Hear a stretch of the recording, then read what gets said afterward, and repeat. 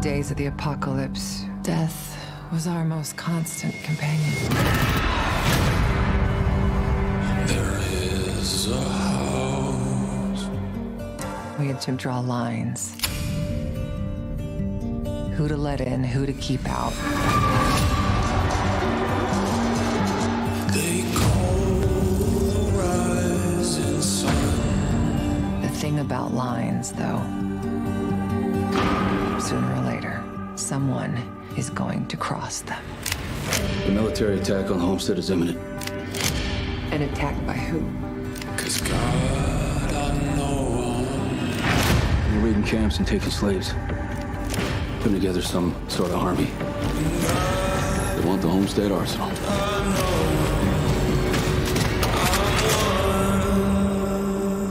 Mom, there's someone in the forest. All right, so that was part of the trailer for the Angel Studios drama Homestead, the series. It's a post-apocalyptic, faith-based drama. And as you saw from that trailer, a little bit of firepower, Molly, but also, and you know, this is totally unrelated. I'll get back to this in a second, but those stripped down, slowed down versions of songs that they, popular songs that they use in trailers, like it always hits hard. I know that'll end up on your Spotify liked playlist. No question. If you ever watch the show Paradise, the whole soundtrack I was obsessed with and ended up adding to my Spotify list. Anyway, this show, Homestead the series, if you've never seen it, it actually stars a friend to Fox 5, one who has been a frequent guest on Good Day DC. We're talking about former Nashville and Outer Banks actor and singer, by the way, Charles Esten. Episode 7 of this show is out today. Before it came out, though, I got a chance to catch up with Charles to talk about the show, his music, the holidays, and much more. I want you to take a look.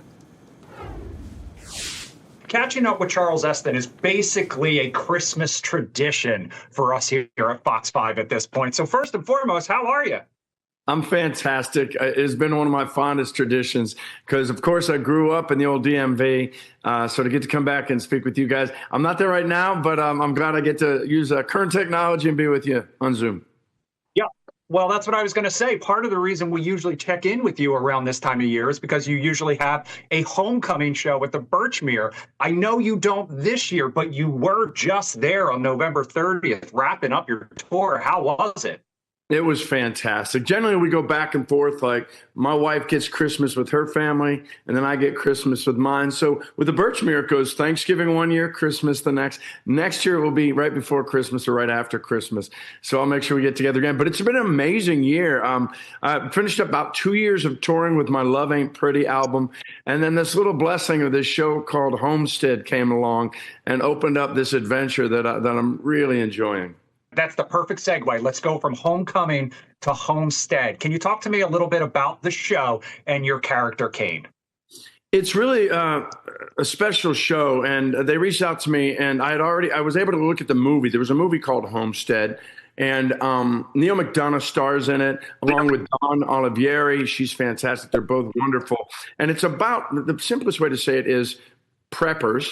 There's folks all over the world right now that prep. Some live in a double wide trailer and they're going to be able to bow hunt for the rest of time. And no matter what happens, they are settled. Others have a little more money and a little more property. And when you have that, I think some folks go, okay, I'm taken care of now, but what happened if it all goes sideways? So this is a husband and wife, a family that knew that their homestead would be a good place for such a time. So he prepared mightily for it, and you have everything in place, whether it's crops you can grow, water and solar energy and all the things that when the worst happens, you were prepared to protect a certain group of people.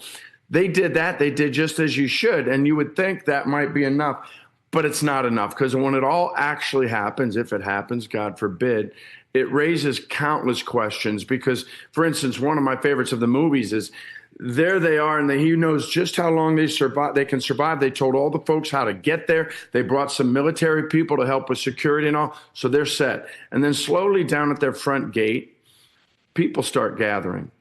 Now there's 20, now there's 40, now there's 80, now there's 100.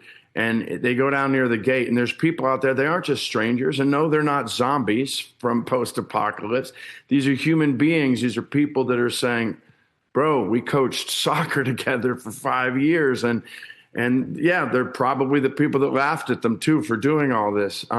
So what it does that I really love is it takes this otherworldly like situation and it puts real humanity to it, including a faith-based element underneath it all, which I think is fantastic for this, because the question that goes throughout it all is, okay, maybe you can survive the worst, and after it's all gone down, you can survive, but can you survive with who you are intact? Your heart, your faith, your morality, the things you believe. In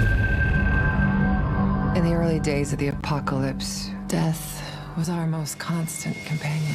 I'm not going to give anything away from the beginning, but my character comes in, second episode. They did not want to call Cain. Cain is the brother of our lead, Ian. That you can tell from they did not want to call this guy. Things just got so bad they figured they better. So Cain is a nickname, by the way, and if you know your Bible, it's not a flattering nickname. Okay. That's exactly where I actually have written down here. Biblically, Cain was a little known for sibling rivalry, jealousy, and violence. So does that kind of play in a little bit here? Absolutely. I think he was the black sheep of the family. The son, the older brother was the good one, the apple of dad's eye. And then Cain said, well, that spot's taken, so maybe I'll go somewhere and do other things. So there's a lot of danger to him. There's a lot of a mystery that you don't exactly know what he's going to do, but you do know what he thinks. He'll be honest about it. I've been very fortunate with these roles I've had with Deacon, who started off a little wild and definitely in recovery and trying to hold it all together. And because of Raina James on the show Nashville, he sort of had this incredible arc of processing all this pain that he'd grown up with and that his addictions had led him to. And then I get to play this guy Ward on the show Outer Banks. And Ward looks like the perfect, like Ward from Leave It to Beaver, like some old 50s TV show. He's got it made. He's got all the money. He's got all the family. But underneath, he's hanging on tooth and nail and giving up all his morality just to make that money to stay a kook. And so that's why I really love this one. This one's a different one. From the word go, they call Cain. And Cain, he brings a lot with him, but he also brings, there's a heart underneath there too that is trying to defend this homestead. Because finally, the last thing about it is, okay, there's darkness everywhere. If there's light here at the homestead, that's a beautiful thing. But what if you do things that are so bad to protect that light? Are you really light anymore? Are you any different than anybody? So there's a constant back and forth between Jenna, who has a heart and has her faith, and Cain that just wants to get this thing done. Well, speaking of faith, if you watch the trailer or if you've seen any episodes, on one hand, you've got faith, and on the other hand, you've got a lot of firepower. How do you kind of reconcile those two things?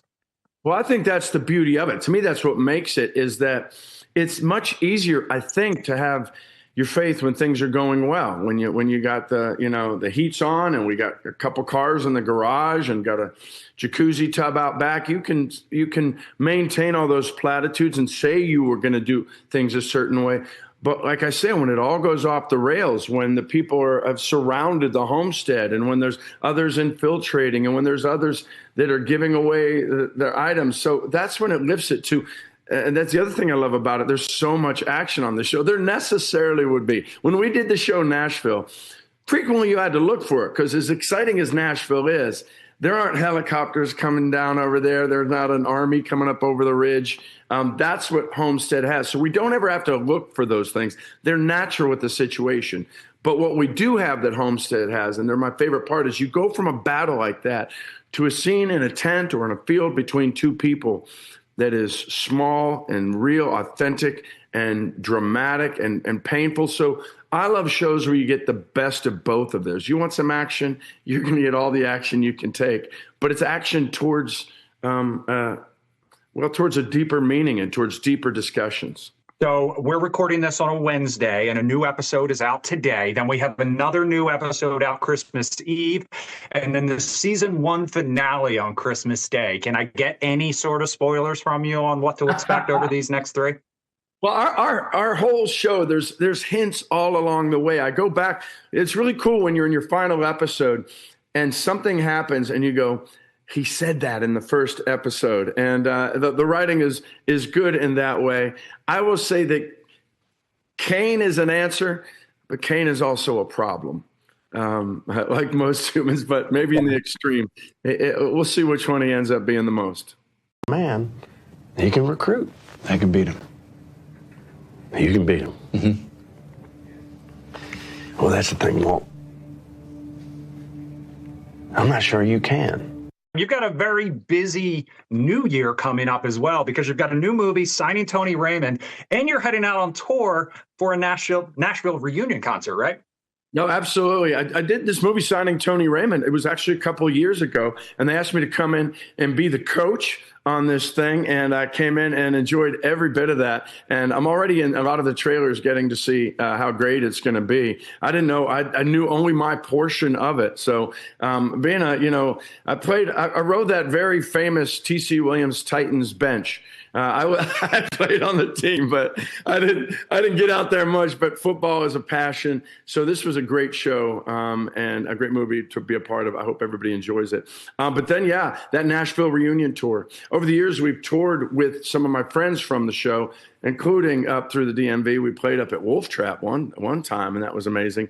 And right now, we are getting ready to play not only at the Ryman Auditorium, which is very special because Ryman is the heart, in a sense, of Nashville. And it's actually where the very last scene of the show Nashville is. For those that haven't seen it, it's out on Netflix now. People are binging it all over. Please go ahead and binge Nashville. But we ended on that stage, so it's always been very important to us. So it's great that we're going to get to go back there, and then we're going to be in Greenville, South Carolina. And then most of February, we're over in the UK and Germany and even Zurich, Switzerland.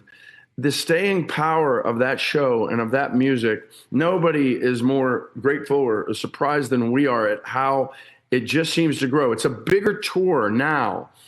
And I guess we finished in 18. So you do the math. That's 7, almost 8 years now. We're coming on 8 years. And yet the shows keep getting bigger wherever we go. So over there especially. So that's been a real amazing thing to get to be back with my Nashville friends and play that music. All right. Well, Charles, I appreciate you spending some time with us, especially ahead of the holidays. Happy holidays to you and your family, and we look forward to seeing you back here in the DMV soon. I cannot wait. I thank you guys so much for always being so kind, and I want you to have a wonderful 2026. Charles Esten is legitimately one of the nicest and best human beings on the planet. Just a heads up, if you want to catch those final 2 episodes of season 1 of Homestead, the series, the second to last episode streaming right now on Angel, the season 1 finale tomorrow, Christmas Day, on Angel. So, he's the best. So nice. A couple other fun things. You know I love Remember the Titans. Yep. You know that's one of my favorite movies of all time. So getting to talk to somebody who went to T.C. Williams and played football there, I don't think he was a member of that team, but he pretty close. Yeah. If I'm being honest with you. He's 60 years old. Wow, he looks incredible. He looks incredible. If only. Handsome still. Wow. All right, settle down. Settle down. All right, but also, so that Signing Tony Raymond movie that he's in, also Richard Sherman, Marshawn Lynch, and Brian Bosworth. Anyone who knows football knows those 3 names. Also in it, and I believe they also have a behind-the-scenes role as well. So like I said, you can catch that streaming now. But that's not the only new thing streaming this holiday week, all right? Because we also have